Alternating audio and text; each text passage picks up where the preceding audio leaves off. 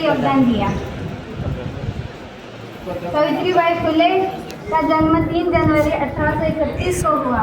वह भारत के पहले बालिका विद्यालय की पहली प्रिंसिपल और पहले किसान स्कूल के संस्थापक थे। उन्होंने अपने जन्म को एक मिशन के रूप में जिया, जिसका उद्देश्य था विवाह, पुनः विवाह, छुआछूत मिटाना, महिलाओं को मुक्ति, महिलाओं को शिक्षित बनाना। जब वह कन्याओं को पढ़ाने जाती तो रास्ते में लोग उन पर कीचड़ गोबर फेंका करते थे। सावित्रीबाई एक अतिरिक्त साड़ी अपने थैले में लेकर चलती।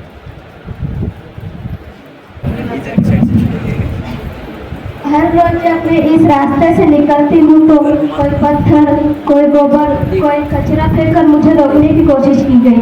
कभी कभी आंखों में आंसू आ जाते हैं, पर किसी बच्चे की आवाज़ गूंजती है कि भाई मुझे अनाथ फिर से सिखाओ ना, और उछला फिर मेरा लौट आता है। मैं पूछती हूँ, क्या औरत होना ही पाप है? क्या हमें सवाल करने का हक नहीं? मैं एक किताब नहीं, एक मशाल उठा के खड़ी हूँ जो हर अंधेरे को मिटाना है।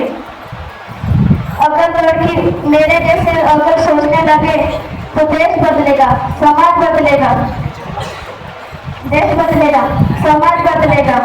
हमें सावित्रीबाई फुले और मैं पढ़ाऊंगी।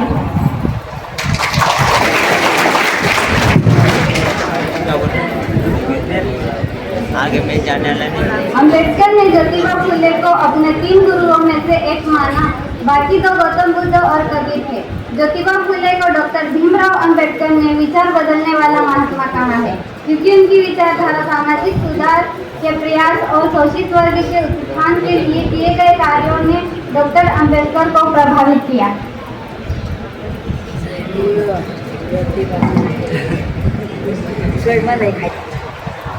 मैंने देखा है कैसे एक लड़की को स्कूल जाने से रोका गया सिर्फ इसलिए क्योंकि वो निचली जाति की थी। मैंने देखा है कैसे एक किसान को अपने मेहनत का फल मिल नहीं पाता क्योंकि जमींदार का पेट कभी नहीं भरता। यह क्या यही है इंसानियत? क्या यही है धर्म? जहाँ एक औरत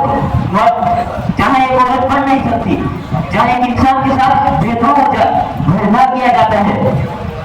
मैं चाहता हूँ लोगों ने मुझे ताने दिए, मेरी जाति याद दिलाई, लेकिन उन्होंने मेरी आत्मा नहीं देखी जिस आत्मा में आग है बराबरी की। मैं चाहता हूँ एक ऐसा समाज जहाँ एक औरत मर्द के बराबर खड़ी हो, जहाँ शिक्षा सबका हक हो, विशेषाधिकार नहीं, जहाँ लोगों को जहाँ जाति नहीं धर्म बोले।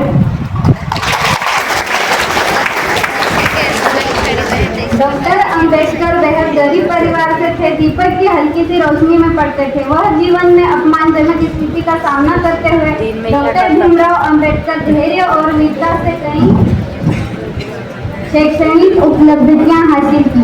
1915 में कोलंबिया विश्वविद्यालय से एमए इकोनॉमिक्स और कई मानद उपाधि धारण की।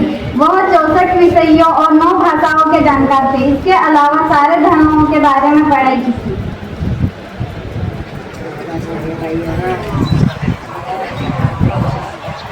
उन्होंने कहा कि मुझे अपनी हैसियत पता होनी चाहिए। कहा कि मेरे जैसे इंसान को सपने देखने का कोई हक नहीं, ना वही पानी पीने का हक, ना स्कूल में बैठने का।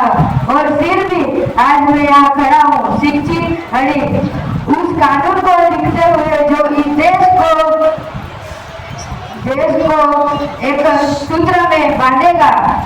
यह संविधान सिर्फ उन बेआवाजों का आवाज है, यह मेरा विद्रोह है जो अब कानून बन चुका है। उम्मीद है कि इन नायकों के जीवन से आपने अन्याय के खिलाफ संघर्ष करना सीखा होगा। धन्यवाद।